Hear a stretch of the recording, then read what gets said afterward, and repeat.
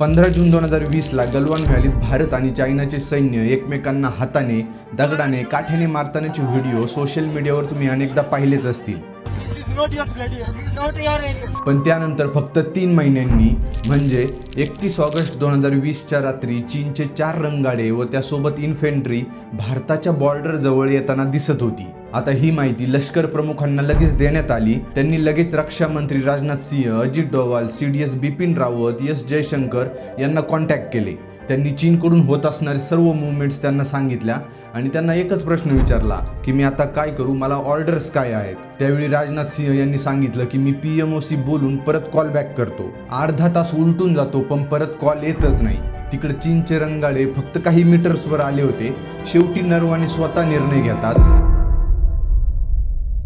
तो निर्णय नेमकं काय होता? आपल्या PMO वर डिफेन्स मिनिस्टर राजनाथ सिंह यांनी कॉल बॅक केला का? आणि त्या रात्री नेमकं काय घडलं हे 4 स्टार्स ऑफ डेस्टिनी या ऑटोबायोग्राफीमध्ये जनरल मनोज नरवाने यांनी लिहिलेलं आहे. पण काही कारणास्तव ते पुस्तक पब्लिश होऊ शकलं नाही. काही लोकांनी त्याला विरोध केला, जो तुम्ही 2 फेब्रुवारीला संसदेत सुद्धा पाहिला असेल. आता ते पुस्तक जरी पब्लिश झालं नसलं तरी द कारवान या एका मॅगझिनमध्ये त्या पुस्तकातील काही भाग एक्सप्लेन करण्यात आलाय. तोच मी तुम्हाला या व्हिडिओत सांगणार आहे. पण त्याआधी भारत आणि चायनाचा सीमावाद कसा आहे ते समजून घेऊयात. तर भारत आणि चायनाची 3300 किलोमीटर लांब बॉर्डर आहे, ज्यात लेह लडाख, अक्साई चीन ते इकडं अरुणाचल प्रदेशपर्यंतचा भाग आहे.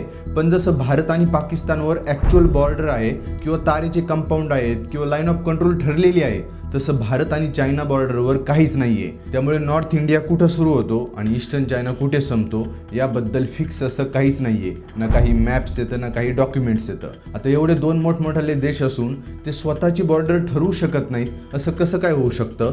तर गेल्या 70 वर्षात भारताने अनेकदा प्रयत्न केला की डिप्लोमॅसी किंवा चर्चेच्या माध्यमातून दोन्ही देश समोरासमोर बसून लाईन ठरवण्यात यावी, बॉर्डर ठरवण्यात यावी. पण चायनाने त्यामध्ये काहीच इंटरेस्ट दाखवला नाही. कारण चायनाला माहिती आहे की जर एखादी लाईन अशी इंटरनॅशनली अप्रूव्ह झाली तर आपल्याला भारताचा भाग हडपता येणार नाही. म्हणून चायना कधीच या सीमावादाच्या मुद्द्यावर भारताशी ओपनली बोललेलं नाहीये. आणि हे आत्ताच घडतंय असं नाहीये. चायनाने 1950 मध्ये तिबेटवर हल्ला केला व तिबेट आमचंच आहे हे घोषित केलं. तेव्हा भारत नुकताच स्वतंत्र झाला होता. तेव्हा इंग्रजांनी जे पाकिस्तान व भारताला तोडणारी जी लाईन आखली होती तशीच चीन आणि भारताची बॉर्डर सुद्धा आखली होती.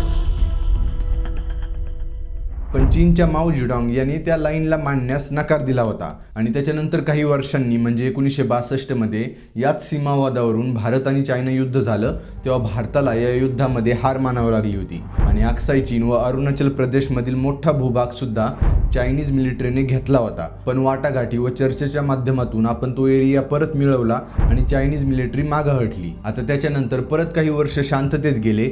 पण चायनामध्ये शी जिनपिंग प्रेसिडेंट झाला आणि परत बॉर्डरवर हरकती सुरू झाल्या. आणि हद्द म्हणजे चीनने भारताच्या अक्साई चीनच्या मधोमध एक मोठा हायवे बांधला आणि ते त्याच्यावरच थांबले नाही.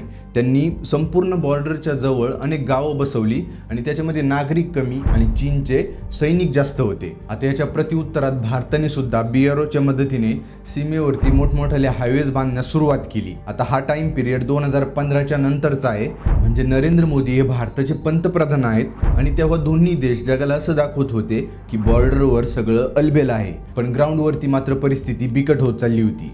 त्यात ढोकलामध्ये हायवे कन्स्ट्रक्शनवरून दोन्ही देशात वाद सुरू झाले आणि त्याच्यानंतर 2020 मध्ये सुद्धा लडाखमध्ये कैलास माउंटन रेंजमध्ये पेट्रोलिंग पॉईंट किंवा बेस कॅम्प स्थापन केल्यामुळे दोन्ही देशामध्ये चांगलेच वादविवाद सुरू झाले होते. आता हे सगळं सुरू असताना दोन्ही देश बॉर्डरवर गोळी चालवायची नाही या करारावर ठाम होते, जो की 1996 मध्ये दोन्ही देशांनी बसून ठरवले होते की लाईन ऑफ ॲक्च्युअल कंट्रोल म्हणजे LAC जवळ 2 किलोमीटरच्या रेडियसमध्ये कोणीही गन किंवा ओपन फायर करायची नाही. आता हा करार तर होताच, तरी पण चीन त्याच्या हरकती कुरापती थांबवायला तयार नव्हता आणि याचाच परिणाम आपल्याला गलवान व्हॅलीत पाहायला मिळाला, ज्यात चीनने गोळी चालवली नाही पण बॉर्डरजवळ सैन्य, दारुगोळा, आर्टिलरी आणून ठेवली व भारताच्या भागात पेट्रोलिंगच्या नावाखाली घुसपेट सुरू केली. आता हे जेव्हा भारतीय जवानांच्या लक्षात आलं तेव्हा त्यांनी त्याचा चांगलाच विरोध केला.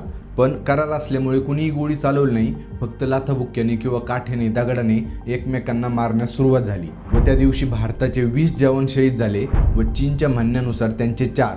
पण US किंवा रशियाने या घटनेवर जो रिपोर्ट पब्लिश केला होता त्यात चीनचे 43 जवान मारले असल्याचं म्हटलं गेलंय. आता आपल्याला माहिती आहे की चायनामध्ये सध्या हुकुमशाही आहे, त्यामुळे ते खरा नंबर लपवू शकतात. आता ही घटना घडल्यानंतर भारताने बॉर्डरजवळ सैन्य गोळा करण्यास सुरुवात केली, कारण चायना शांत बसणार नाही हे आपल्याला माहिती होतं. त्यामुळे एअरफोर्सपासून आर्टिलरीपर्यंत आपण सर्व तयारी करून ठेवली व त्यावेळी जगात कोरोना महामारीने हाहाकार माजवला होता, तरी सुद्धा आपल्या इंडियन आर्मीने सर्व प्रिपरेशन करून ठेवल्या होत्या. आपण फक्त वाट पाहत होतो की चायना कुठून सुरुवात करतंय. आणि ती रात्र आली. 31 ऑगस्ट 2020 रोजी रात्री 8:15 लेफ्टनंट जनरल योगेश जोशी यांचा फोन वाजतो. समोरून त्यांना सांगण्यात येतं की 4 चायनीज रणगाडे व त्याच्यासोबतची इन्फंट्री लडाखच्या ईस्टर्न साईडला असणाऱ्या रचिनला या भागात शिरत आहे. ही इन्फॉर्मेशन मिळतात general Yogesh Joshi chief of army staff Manoj Naravane यांना कॉल करून सर्व माहिती देतात. आता मनोज नरवणेंना या ॲक्च्युअल परिस्थितीची सर्व जाणीव होती. त्यांना माहिती होती की काही दिवसांपूर्वी आपण ज्या कैलास रेंजवर बेस कॅम्प किंवा पेट्रोलिंग पॉईंट उभारलेत त्याच्यापासून हे रणगाडे फक्त काही मीटर्सच्या अंतरावर आहेत आणि ते पुढे सरकतच चाललेत. आता त्यावेळी इंडियन आर्मीने एक वॉर्निंग म्हणून हवेत गोळीबार सुद्धा केला, पण तरीही ते रणगाडे थांबतच नव्हते. म्हणून नरवणे यांनी अजिबात वेळ वाया न घालवता लगेच पॉलिटिकल लीडर्सला, डिफेन्स रिलेटेड पॉलिटिकल लीडर्सला एकामागून एक कॉल करण्यास सुरुवात केली, कारण तेव्हा आर्मी कोणताच निर्णय स्वतः घेऊ शकत नव्हती. त्यांना संबंधित विभागाच्या मंत्रालयाकडून ऑर्डर्स आल्यानंतर कारवाई करता येणार होती. त्यात आधी त्यांनी राजनाथ सिंह, अजित डोवाल, जनरल बिपिन रावत, एस जयशंकर यांना एकामागून एक कॉल केले आणि या सर्वांना त्यांचा एकच प्रश्न होता, मला ऑर्डर्स काय आहेत. पण कोणी स्पष्ट बोललं नाही. वेळ निघून चालला होता. रणगाडे पुढे सरकत होते, पण भारतीय सैन्याला साधी एक गोळीसुद्धा फायर करता आली नाही, कारण तेव्हा स्पष्ट ऑर्डर्स होते की जोपर्यंत टॉप लीडर कडून ऑर्डर्स येत नाही तर क्लिअरन्स मिळत नाही तोपर्यंत कोणीही ओपन फायर करायचं नाही. 1 तास उलटून गेला. रात्रीचे 9:10 झाले. जनरल जोशींचा नरवणेंना परत एक कॉल येतो. ते म्हणतात की रणगाडे जवळ येत आहेत, काय करू. आता या प्रश्नानंतर कॉलवर फक्त शांतता होती. नरवणे मिनिस्ट्रीच्या कॉलची वाट पाहत होते, पण समोरून कॉल येत नाहीये म्हणून त्यांनी स्वतः 9:25 परत कॉल बॅक केला, पण काहीच क्लिअर डायरेक्शन मिळालं नाही.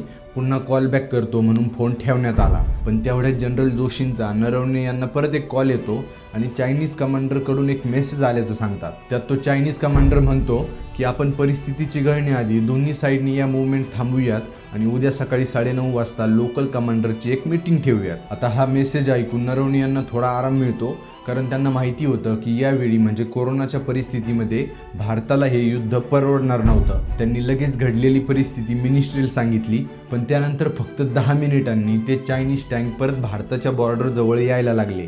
आता जनरल जोशींचा परत नरवणे यांना कॉल येतो व ते म्हणतात की चायनीज टँक हे थांबतच नाही, तर ते फक्त आता 500 मीटरवर आलेत. काय करायचे. जोशी पुढे म्हणतात की आपल्याला जर यांना थांबवायचं असेल तर एकच पर्याय आहे, त्यांच्यावर आपल्या मीडियम आर्टिलरीने फायर करायचे. पण नरवणे यांना काही समजत नाही. ते पुढे त्यांच्या पुस्तकात म्हणतात की माझी पोझिशन एकदम क्रिटिकल झाली होती. एकीकडे कमांड पोस्ट होते जे म्हणत होतं की टँक जवळ येत आहेत, लवकर फायरचे ऑर्डर्स द्या, आम्ही रेडी आहोत. आणि दुसरीकडे गव्हर्नमेंट कमिटी होती जी क्लिअर कट ऑर्डर्स देतच नव्हती. त्याच्यानंतर नरवणे पुन्हा एकदा मिनिस्ट्रीमध्ये कॉल करतात, पण यावेळेससुद्धा त्यांना कॉल बॅक केला जाईल असं सांगण्यात येतं. आता जसा जसा टाईम चालला होता तसे ते चायनीज रणगाडे भारताच्या बॉर्डरजवळ येतच चालले होते. शेवटी 10:30 राजनाथ सिंह यांचा कॉल येतो आणि ते म्हणतात की मी पंतप्रधानांशी बोललो, पण ते फक्त म्हणाले की जो उचित समजो वो करो, म्हणजे तुम्हाला जे योग्य वाटते ते करा.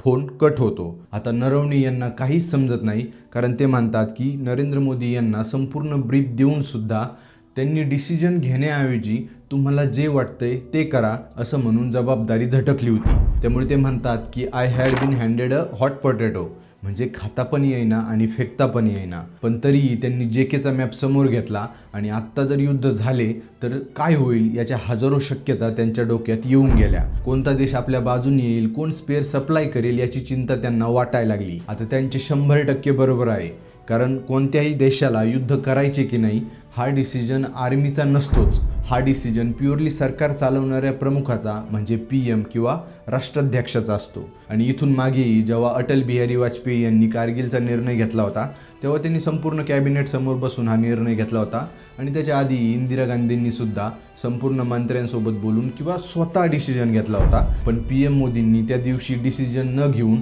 जबाबदारी झटकून चुकीचे केले. शेवटी त्या दिवशी नरवणे हे शांत बसले व त्यानंतर त्यांच्या डोक्यात एक युक्ती आली व निर्णय त्यांनाच घ्यायचा होता, म्हणून त्यांनी जनरल जोशींना कॉल केला व भारतीय सैन्याचे रणगाडे त्यांच्या रणगाड्या पुढे नेऊन त्यांच्यावर पॉईंट करा अशा ऑर्डर्स देण्यात आल्या. आता ऑर्डर्स मिळाल्यानंतर जनरल जोशींनी लगेच तसं केलं आणि नरवणेंना जे वाटलं होतं तेच घडलं. चायनीज सैन्याला वाटले की आपण आपले रणगाडे थोडे जरी पुढे सरकवले तर समोर उभे असणारे भारतीय रणगाडे व आर्टिलरी आपल्यावर आग ओकेल, म्हणून ते मागं सरकले आणि त्या रात्री एका निर्णयाने एक मोठा अनर्थ टळला. दुसऱ्या दिवशी लोकल कमांडरची मीटिंग झाली आणि परिस्थिती चिघळण्यापासून वाचली. आता यानंतर आणि अशा अनेक वेळा आपल्या सरकारने या युद्धांचा वापर वोट्स मिळवण्यासाठी केला असं आपण डायरेक्ट म्हणू शकत नाही किंवा या पुस्तकात सुद्धा म्हटलेलं नाही आहे, पण सत्य तुम्हाला माहिती आहे. या पुस्तकात फक्त हाच एक किस्सा नाही आहे, तर खूप साऱ्या गोष्टी आहेत.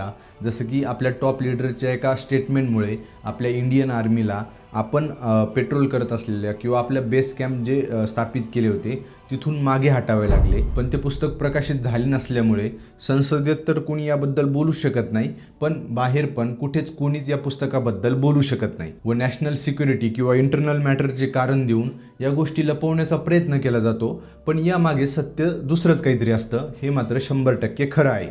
तुम्हाला काय वाटतं या संपूर्ण घटनेमध्ये कोण बरोबर आहे कोण चुकीचं आहे हे मला कॉमेंट्समध्ये सांगा.